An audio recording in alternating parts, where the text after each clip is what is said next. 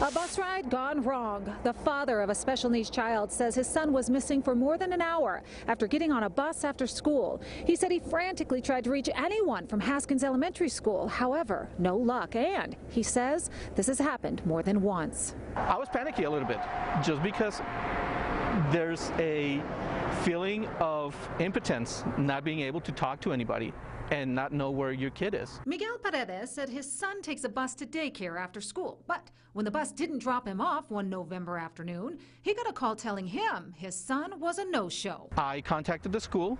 I got a message from the school phone system saying that they basically close at 4. I then went onto the EPISD website, looked up transportation, and started calling the numbers on transportation.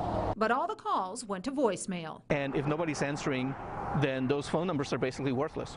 I was just, keeping the best thoughts in my head, but at the same time, you also have to, unfortunately in this day and age, you also have to think of the worst. Paredes was finally contacted more than an hour after his child got out of school. He was also kind of lost because he had no idea what was going on. He also couldn't get a hold of anybody at the bus depot here on the West Annex. It took about 15-20 minutes for somebody to actually figure out what was going on with the bus. Paredes was told there was a mechanical issue with the bus, a shortage of staff, and a new driver that didn't know the route. All issues, he says, are understandable. However, at the end of the day, the main factor for me as a parent is the lack of communication and the lack of knowing where to go if something like this happens. And it did, he said, one more time in January. The bus was late, there was no communication, and no one answering the phones. A spokesperson with the EPISD said the delay on November 12th was caused by mechanical problems and that they understand this could lead to worry among parents.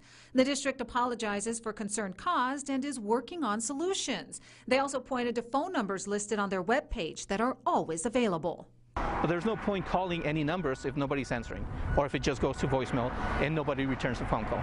This is definitely a training issue. I want them to learn from this experience.